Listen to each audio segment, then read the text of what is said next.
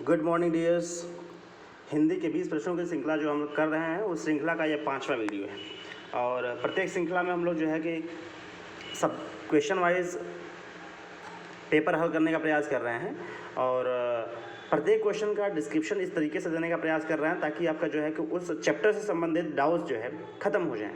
ठीक है, तो बहुत ईमानदारी से वीडियो देखें और इसके अलावा अगर जो चीज़ छूट जाए उसको अपने एफर्ट से देखने का प्रयास करें, उसका समाधान खोजने का प्रयास करें। ठीक है, तो शुरू करते हैं आज का वीडियो। आज के वीडियो का मोटिवेशन जो कोट है वो है, बीता हुआ कल तुम्हारे दिमाग में है और आने वाला कल तुम्हारे हाथ में। यानी जो सफलता असफलता मिलनी थी वो भूत में चला गया, अब भविष्य जो है वो हमारे हाथ में है और वर्तमान का जो भविष्य है वो हमारा 22 दिनों के बाद शुरू होने वाला है। यानी 23 अगस्त को है ना, 23 अगस्त से शुरू होने वाला है भविष्य हमारा। तो इस 22 दिन में हमें कितना बेहतरीन से बेहतरीन प्रदर्शन करना है ये हमारे हाथ में है। ठीक है ना, जो चीज़ किस्मत में नहीं होती है उस चीज़ को पाने के लिए यदि हम मेहनत करें तो ऊपर वाला हमारे हाथ में लकीर खींच देता है। ठीक है, तो इसलिए मेहनत जोरदार करें, ताबड़तोड़ करें, हल्ला बोल करें, सफलता आपकी कदम चूमेगी, ये तय बात है। ठीक है, चलिए शुरू करते हैं आज का पहला प्रश्न। आज का पहला प्रश्न है कि भरपेट जो है उसमें समास कौन सा है। भरपेट नाम का शब्द है, उसमें समास कौन सा है? अव्ययी भाव, द्वंद्व, तत्पुरुष या बहुव्रीहि समास? आप बताएंगे। यदि आपने बताया ऑप्शन नंबर ए तो बिल्कुल सही जवाब है अव्ययी भाव समास। ये भरपेट है ना, भरपेट का मतलब पेट भर। ठीक है, तो अव्ययी भाव समास का नियम क्या कहता है? अव्ययी भाव समास का नियम ये कहता है भाई कि ऐसा है कि जब प्रथम पद अव्यय हो, ठीक है ना, तो वहाँ पे अव्ययी भाव समास होता है। अभी देखिए, भर प्रथम पद अव्यय हो जाता है तो इसलिए ये अव्ययी भाव समास हो जाएगा।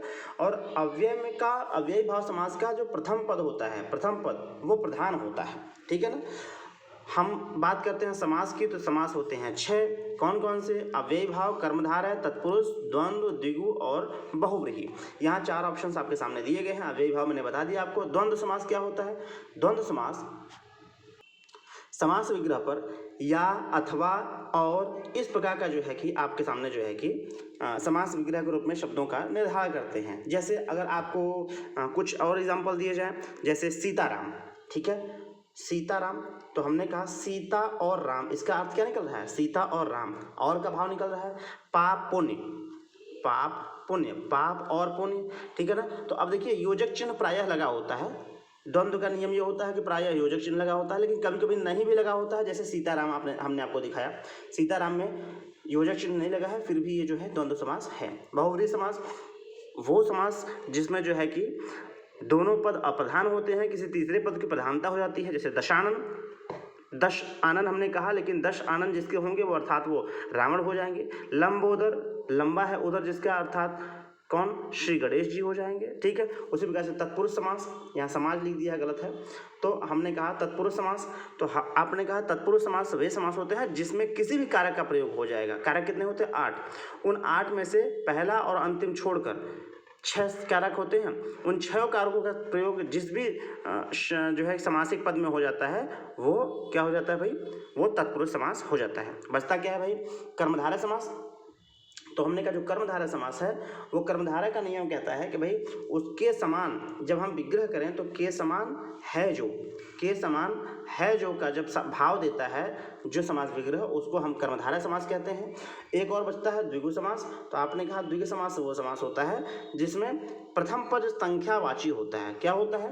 प्रथम पद संख्यावाची होता है। जैसे चतुर्भुज है ना, हमने कहा त्रिभुज, पंचवटी। ठीक है, तो ये क्या होते हैं? संख्यावाची विशेषण जब प्रथम पद हो जाता है तो वहाँ पे द्विगु समास हो जाता है। तो एक बार रिवीजन मार डालते हैं। हमने कहा समास कितने होते हैं? समास होते हैं 6। पहला कौन सा? अव्ययी भाव। प्रथम पद अव्यय होता है तो वहाँ अव्ययी भाव समास होता है। इसके बाद कर्मधारय, कर्मधारय में क्या है? जो के समान का भाव आता है और विशेषण विशेष से का भी संबंध होता है आपस में। ठीक है, तीसरा तत्पुरुष समास। तत्पुरुष समास में जितने भी किसी भी कार्य का प्रयोग हो जाता है तो तत्पुरुष समास होता है। तत्पुरुष समास का उदाहरण हम देख लेंगे, जैसे धनहीन है ना। तो हमने कहा धनहीन यानी धन से हीन, तो यहाँ पे अपादान कारक का प्रयोग हुआ और जैसे ही कारक का प्रयोग हुआ आपने कहा कि यहाँ तत्पुरुष समास हो जाएगा। इसके बाद हमने कहा द्वंद्व समास। द्वंद्व समास में दोनों के बीच में योजक चिन्ह का प्रयोग होता है, कभी कभी नहीं भी होता है। मूलतः नियम ये होता है कि और अथवा एवं का भाव निकलना चाहिए, ठीक है। इसके बाद आता है द्विगु समास। द्विगु समास कहता है कि भाई संख्यावाची विशेषण होना ही चाहिए, ठीक है। पंचवटी हो जाएगा, त्रिभुज हो जाएगा, चतुर्भुज हो जाएगा, है ना, पंचानन हो जाएगा, ठीक है। अच्छा, इसके बाद बहुव्रीहि समास। बहुव्रीहि समास का मतलब हो जाता है कि दोनों पद अप्रधान होते हैं, कोई तीसरा ही पद प्रधान होता है और कोई तीसरा ही अर्थ देता है, लंबोदर, है ना, दशानन, इस प्रकार के शब्द होते हैं। तो ये हो जाते हैं कौन से, ये हो जाते हैं बहुव्रीहि समास हो जाते हैं। चलिए अगले प्रश्न की चर्चा करते हैं। एक दिन बैठे बैठे यह बात अपने ध्यान में चढ़ी कि कोई कहानी ऐसी कहिए कि जिसमें हिंदवी छुट और किसी बोली का पुट ना मिले। इस पंक्ति के लेखक कौन है? मलिक मोहम्मद जैसी, मुंशी इंशा अल्लाह खां, राजा शिव प्रसाद सिदारे हिंद या मुंशी सदा सुखलाल। यदि आपने चुना ऑप्शन नंबर बी तो बिल्कुल सही जवाब है मुंशी इंशा अल्लाह खां। इन्होंने एक जो है कि रानी केतकी की कहानी इनकी कृति है, रानी केतकी की कहानी। ये किसने लिखा है? ये मुंशी इंशा अल्लाह खान ने लिखा है। रानी केतकी की कहानी उसी से उद्गीत है, ये छंद इसी से उद्गीत है। और आपने कहा इसका सही उत्तर क्या हो जाएगा? मुंशी इंशा अल्लाह खां। अगला प्रश्न है, निम्न में से क्रिया विशेषण अव्यय को चुनिए। कुत्ता भौंक रहा है, राम खाना खा रहा है, अधिक मत बोलो, राधा रात भर जागती रही। यदि आपने चुना ऑप्शन नंबर डी, राधा रात भर जागती रही, तो बिल्कुल सही जवाब है। यहाँ पर ऑप्शन नंबर डी सही हो जाएगा। अब ध्यान से समझिएगा बात को, बहुत शॉर्ट में समझिएगा। क्रिया विशेषण क्या है? यहाँ पे लगा विशेषण यानी जो विशेषता बतलाता हो, और किसकी विशेषता बतलाता हो? क्रिया की। बहुत स्पष्ट शब्दों में क्रिया की जो विशेषता बतलाता हो उसे हम क्रिया विशेषण कहेंगे, ठीक है। अब ये क्रिया की विशेषता क्या हुई भाई? जैसे मैंने कहा मैं जा रहा हूँ, ठीक है, आपने कहा ठीक है जाइए। मैंने कहा मैं जाऊँगा, आपने कहा बिल्कुल जाएंगे तो जाइए। तो मैंने कहा, उन्होंने पूछा कि कब जाएंगे, तो मैंने कहा मैं कल जाऊँगा। कब जाऊँगा भाई? मैंने कहा मैं कल जाऊँगा, ठीक है, मैं कल जाऊँगा। मैं जाऊँगा ये हो गया क्रिया। इस क्रिया की विशेषता ये बतला रहा है कल, कि मैं कब जाऊँगा। तो आपने बताया कि मैं कल जाऊँगा, और ये कल ही क्रिया विशेषण का काम करता है। उसी प्रकार से राधा जागती रही, ये देखिए है क्रिया। इस क्रिया की विशेषता कौन बतला रहा है? रात भर। कब तक जागती रही भाई? तो ये हुआ कि रात भर जागती रही, और रात भर जो है वही हो जाता है क्रिया विशेषण। ऑप्शन नंबर डी में क्या हो जाएगा? सही हो जाएगा। थोड़ी सी क्रिया विशेषण की चर्चा कर लेते हैं। क्रिया विशेषण होते हैं 4। कितने होते हैं? 4 होते हैं। कौन कौन से भाई? पहला होता है कालवाचक, दूसरा होता है स्थानवाचक, तीसरा होता है रीतिवाचक, और चौथा होता है परिमाणवाचक, है ना। ये 4 होते हैं क्रिया विशेषण। इस कालवाचक का मतलब क्या होता है? कालवाचक का मतलब हो जाता है जैसे कभी कभी, प्रायः, सदा, दिन भर, है ना, ये कालवाचक हो जाता है। स्थानवाचक की बात करें तो अंदर, बाहर, है ना, बनारस, दिल्ली। जब इसकी बात भाई कहाँ जा रहे हो? तो मैं दिल्ली जा रहा हूँ। कहाँ, कब जाओगे? कल जाऊँगा, ये कालवाचक हो जाएगा, है ना।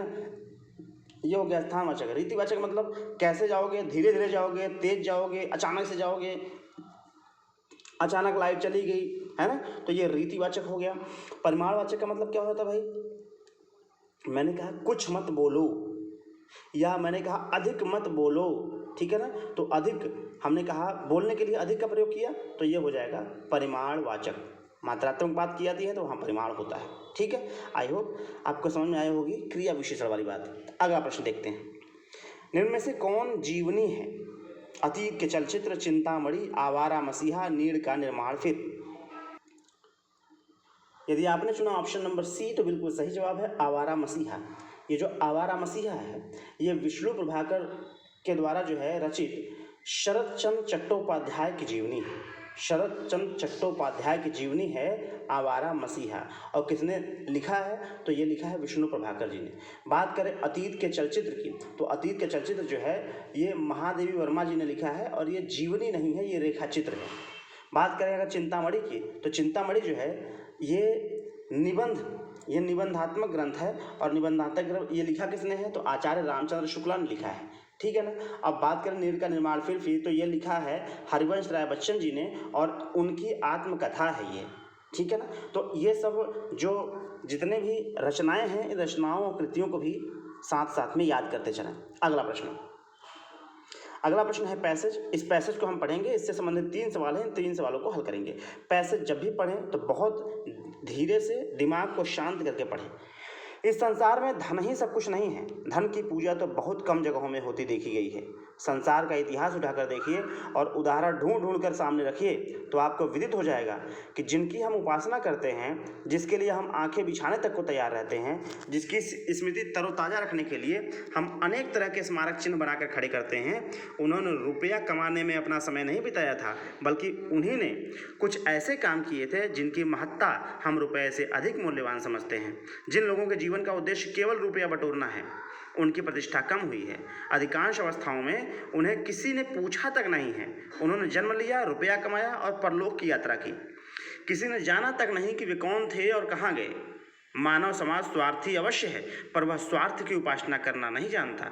अंत में वे ही पूजे जाते हैं जिन्होंने अपने जीवन को अर्पित करते समय सच्चे मनुष्यत्व का परिचय दिया है। कहने का मतलब, इस पूरे पैसेज का मतलब क्या निकला कि भाई रुपया पैसा कमाने वाले नहीं पूजे जाते हैं। ठीक है, रुपया पैसे वालों की इज्जत वर्तमान में तो है, लेकिन पूजे कौन जाते हैं? जिन्होंने रुपया पैसा को त्याग करके अपने जीवन में, आज आप जो है कि चाहे स्वामी विवेकानंद जी को देख लीजिए, चाहे अपने क्षेत्र के कोई संत महात्मा रहे हैं जिनकी आप पूजा करते हो, उन्होंने रुपया पैसा को प्राथमिकता नहीं दिया है, उन्होंने मनुष्यत्व को प्राथमिकता दिया है। उसी बात को इस पैसेज में पूरी बात कही गई है ना। तो अब इससे संबंधित 3 सवाल हमारे सामने हैं। पहला सवाल देखिए, गद्यांश का उचित शीर्षक क्या होगा? धन की लोलुपता, धन की महत्ता, धन और मनुष्यता या मनुष्यता का महत्व। बताइए, इस पूरे पैसेज में इसमें क्या धन की लोलुपता दर्शाई गई है क्या? धन की महत्ता बताई गई है क्या? महत्ता बताई गई है किसी चीज़ की, तो महत्ता बताई गई है मनुष्यता की, है ना। तो ये है मनुष्यता का महत्व। ये हमारा ऑप्शन नंबर डी इसका उचित शीर्षक हो जाएगा। अगला क्या कह रहा है? उपर्युक्त गद्यांश के अनुसार संसार में किस तरह के मनुष्य की पूजा होती है जो धनार्जन एवं त्याग दोनों करता है? आपने कहा बिल्कुल बात नहीं, धनार्जन की उलाहना की जाती है, ये तो स्पष्ट रूप से गद्यांश में कहा गया है। जो पैसों को कल्याणकारी कार्यों में लगाता है, अभी देखते हैं। जो मानव की सेवा में लगा रहता है, ये भी देखते हैं अभी। जो सच्चे मनुष्यत्व के लिए कार्य करता है, आपने कहा अगर पैसेज के हिसाब से देखा जाए तो पैसेज के हिसाब से आपका ऑप्शन नंबर डी एग्जैक्ट सही जाएगा, क्योंकि पैसेज में मनुष्यत्व की ही चर्चा की गई है। ऑप्शन नंबर डी सही हो जाएगा। अगला प्रश्न कह रहे हैं, धन की पूजा से क्या अभिप्राय है?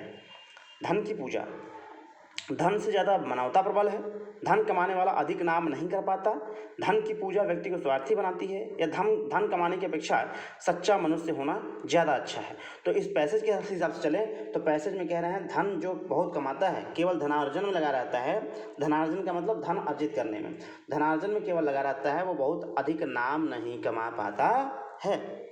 अगला प्रश्न, अच्छा, अब पैसेज के सवाल तीनों खत्म हो गए। अगला सवाल, शुद्ध शब्द छांटिए, मतलब वर्तनी से संबंधित सवाल आपसे पूछ लिया गया और वर्तनी कह रहे हैं अभ्यस्त का वर्तनी बताइएगा। इसमें आप बताइए कौन सही हो जाएगा। आपने यदि सुना है ऑप्शन नंबर सी तो बिल्कुल सही जवाब है। अभ्यस्त तो होता है, जनरली लोगों के दिमाग में रहता है कि थ होता है, लेकिन थ नहीं होता है, अभ्यस्त होता है, यही सही वर्तनी है। अगला, कौन सा शब्द तुर्की भाषा का नहीं है? पैगंबर, बेगम, चेचक या बारूद? यदि आपने चुना ऑप्शन नंबर ए पैगंबर तो बिल्कुल सही जवाब है।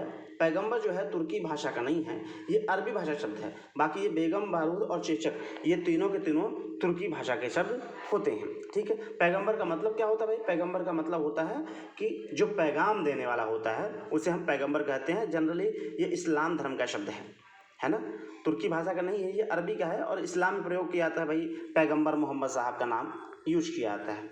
अगला प्रश्न, जल प्राण पुत्र किस शब्द का अनेकार्थी है? तो आपने कहा औषधि, सार, तत्व, जीवन। यदि आपने चुना ऑप्शन नंबर डी जीवन तो बिल्कुल सही जवाब है। भाई जीवन का मतलब जल भी होता है, प्राण भी होता है और पुत्र भी होता है। ठीक है ना, तो यहाँ पे ऑप्शन नंबर डी क्या हो जाएगा? सही हो जाएगा, जीवन। अगला प्रश्न, वह आदमी जो कल आया था आज भी आया है। इसमें उपवाक्य पहचानना है आपको, कौन सा उपवाक्य है। वह आदमी जो कल आया था आज भी आया है। इसमें संज्ञा उपवाक्य है, विशेषण उपवाक्य है, क्रिया विशेषण उपवाक्य है या क्रिया उपवाक्य है। यदि आपने चुना ऑप्शन नंबर सी क्रिया विशेषण उपवाक्य तो बिल्कुल सही है। अभी अभी हम लोगों ने क्रिया विशेषण की बात करी। आया था, कब आया था भाई? कल आया था। तो ये कालवाचक क्रिया विशेषण नहीं हो गया। तो हमने कहा कालवाचक क्रिया विशेषण का प्रयोग हुआ है, तो ये जो उपवाक्य है ये पूरा पूरा उपवाक्य क्या हो जाएगा? क्रिया विशेषण उपवाक्य हो जाएगा। अगला प्रश्न, कौन सी ध्वनि महाप्राण नहीं है? ख, घ, ज, झ। यदि आपने चुना ऑप्शन नंबर सी तो बिल्कुल सही जवाब है। महाप्राण का मतलब क्या होता है? इसमें हकार का प्रयोग जिसमें होता है वो महाप्राण होता है, जिसमें हकार नहीं होता है उसमें अल्प प्राण होता है। हकार का मतलब क्या होता है भाई? जैसे हम क बोलते हैं क और फिर ख बोलते हैं, इस ख में हमको क के साथ ह मिला हुआ लगता है ना। क ख बोलने में मेहनत ज़्यादा लग रहा है इसको, वैसे ही ग को बोलने में घ से कम मेहनत लगता है और अंगा को बोलने में कम मेहनत लगता है। तो जो ख और घ है यही है महाप्राण, जिसमें प्राण ज़्यादा निकले। प्राण मतलब वायु, ठीक है ना। तो प्राण ज़्यादा निकले जिसमें वो है महाप्राण, और इसमें प्राण कम निकल रहा है तो ये है क्या? अल्प प्राण। वैसे ही च, छ, ज, झ, इया में से च, ज और इया यह अल्प प्राण है और छ और झ ये महाप्राण है। जिसमें हकार होता है वो महाप्राण होता है, जिसमें हकार नहीं होता है वो अल्प प्राण होता है। अगला प्रश्न, निम्न पद में से कौन सा पद वैया प्रत्यय लगाने से बना है? रवैया, डटैया, खवैया, बचैया। वैया प्रत्यय लगाने से बना है, जल्दी बताएं। यदि आपने चुन लिया ऑप्शन नंबर सी तो बिल्कुल सही जवाब है। इस एक शब्द है खाना, और खाना में वैया लगा करके प्रत्यय लगाया इसमें और ये बन गया खवैया, ठीक है ना। इसे हम कहते हैं कृत प्रत्यय। क्यों? क्योंकि खाना जो है ये क्रिया है, ठीक है ना। तो ये कृत प्रत्यय है और कृत प्रत्यय हो गया तो ये कृदंत हो गया, ठीक है ना। अब शेष की बात करते हैं भाई, इसमें भी तो वैया लगा हुआ है लेकिन वैया क्यों नहीं है? तो आपने कहा भाई मूल शब्द देखो जरा सा। प्रत्यय और उपसर्ग दोनों के लिए हम आपको बार बार बताते हैं कि मूल शब्द देखिए। अब रवैया में मूल शब्द क्या है? रवैया अपने आप में मूल शब्द है भाई। तो मूल शब्द जब है ही नहीं इसमें तो फिर वैया कहाँ से आपने लगा दिया? और आप ये जानते हैं कि प्रत्यय हो चाहे उपसर्ग हो मूल शब्द में ही लगता है, तो मूल शब्द नहीं है इसका मतलब मूल शब्द रवैया ही है, इसमें कोई प्रत्यय नहीं लगा है। बात आती है डटैया और बचैया की, तो इसमें अय्या लगा। डांटना जो है कि अय्या लगा है और बचाना में अय्या लगा है, तो ये हो गया डटैया, ये हो गया बचैया। वैया का कोई कॉन्सेप्ट यहाँ पे नहीं है। तो ऑप्शन नंबर कौन सही हो जाएगा? सी सही हो जाएगा। अगर प्रत्यय की बात करते हैं तो प्रत्यय कितने होते हैं भाई? 2 होते हैं, एक हो जाता है कृत और एक हो जाता है तद्धित, ठीक है ना। चलिए अगला प्रश्न, निम्न में एक देवता का पर्यायवाची कौन सा नहीं है? निर्जर, त्रिदश, किंकर या गीरवाड़। यदि आपने चुना ऑप्शन नंबर सी किंकर तो बिल्कुल सही जवाब है। जो किंकर है वो देवता का पर्यायवाची नहीं बल्कि सेवक का पर्यायवाची है। सेवक के और पर्यायवाची हैं, नौकर हो गए, चाकर हो गए, दास हो गए, अब भृत्य है ना, ये भृत्य जो है ये भी नौकर का पर्यायवाची है, ठीक है। चेरा हो गया, ये भी नौकर का पर्यायवाची, जबकि ये जो है त्रिदश, गिरवाड़ और निर्जर ये देवता के पर्यायवाची। देवता के और पर्यायवाची अमर हो गया, देव हो गया, सुर हो गया, ये देवता के पर्यायवाची होते हैं। आइए अगले प्रश्न की चर्चा करते हैं। ठेठ हिंदी का ठाठ ये किसकी रचना है? ठेठ हिंदी का ठाठ। यदि आपने चुना option number B Ayodhya Singh Upadhyay Hariaudh तो बिल्कुल सही जवाब चुना है, और इन्होंने ही ठेठ हिंदी का ठाठ इसकी रचना की है। इनके अन्य जो एक उपन्यास है वो है अधखिला फूल, है ना। अधखिला फूल जो है इनका एक अन्य उपन्यास है, और इस प्रश्न का उत्तर सही हो जाएगा, वो हो जाएगा ऑप्शन नंबर बी।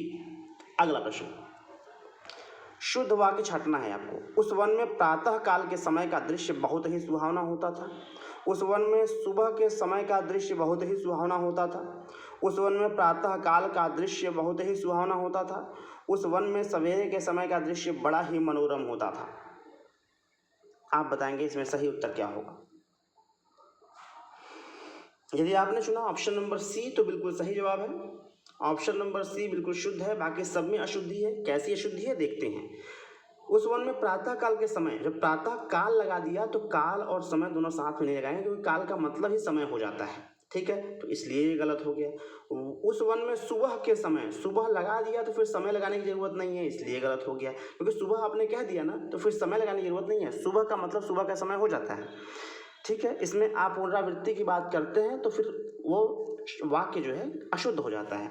उस वन में सवेरे के समय, फिर वही बात आती है, सवेरे और समय दोनों साथ में आपने लगा दिया तो फिर यहाँ पे क्या हो जाएगा, अशुद्ध हो जाएगा, और ऑप्शन नंबर सी यहाँ पे सही हो जाएगा।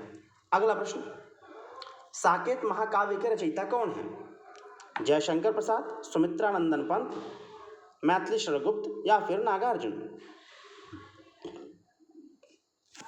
यदि आपने चुना option number C Maithili Sharan Gupt तो बिल्कुल सही जवाब है। साकेत महाकाव्य के जो रचयिता हैं वो हैं मैथिली शरण गुप्त, ठीक है ना। एक प्रश्न और पूछा आता है कि भाई जो मैथिली शरण गुप्त हैं उनका उपनाम क्या है? तो उनका उपनाम था रसिकेंद्र। ध्यान रखिएगा, मैथिली शरण गुप्त का उपनाम रसिकेंद्र था। ये बहुत बार परीक्षा में पूछा गया है। अगला प्रश्न, और यह है अंतिम प्रश्न, गौ धन चरति की संधि क्या होती है? तो आपने कहा गौ और धन चरति। एक नियम कहते हैं कि विसर्ग के बाद यदि च छ आता है तो इस विसर्ग का हो जाता है श, आधा श, ठीक है ना। तो अब आप बताइए, विसर्ग के बाद च आ गया तो आपने कहा ये क्या हो जाएगा, आधा श, और गौश्चरति हो जाएगा, ऑप्शन नंबर सी। ये भी नियम है कि अगर विसर्ग के बाद ट या ठ आ जाता है तो हो जाता है इस विसर्ग का जो है वो पेटफरुआ स हो जाता है, ठीक है ना। विसर्ग के बाद, अगर विसर्ग के बाद यदि त थ आ जाता है, त या थ आ जाता है तो इस विसर्ग का छोटा वाला स हो जाता है। इसका उदाहरण जैसे आपके पास आ सकता है धनुष टंकार, धनु धन टंकार, धनुष टंकार हो जाएगा है। इसका हो जाएगा निधन तार, निस्तार, है ना। अब बात करते हैं संधि की, तो संधि आपको पता है संधि कितने होते हैं भाई, संधि होते हैं 3, हो जाता है स्वर, दूसरा हो जाएगा व्यंजन और तीसरा हो जाएगा विसर्ग। अब जो है विसर्ग और व्यंजन के दोनों के नियम काम करते हैं, जबकि स्वर के भेद होते हैं 5, दीर्घ, गुण, यड़, वृद्धि और अयादि, ठीक है। तो इस प्रकार से आज का क्लास होता है समाप्त। इसको अच्छे से कर लीजिएगा। एक्स्ट्रा चीज़ें जो भी एडिशनल इन्फॉर्मेशन हो आप गूगल सर्च कर करके जरूर पढ़ लिया करिए। प्रैक्टिस जैसे मैंने आपको ग्रुप में भेजा हुआ है उसको बहुत मन से करिए। बस 20 दिन की मेहनत है, इसके बाद हमारे सर पे ताज होगा, हमारा ही राज होगा और हमारा ही नाम होगा। मिलते हैं अगले वीडियो में, तब तक के लिए जय हिंद, जय भारत।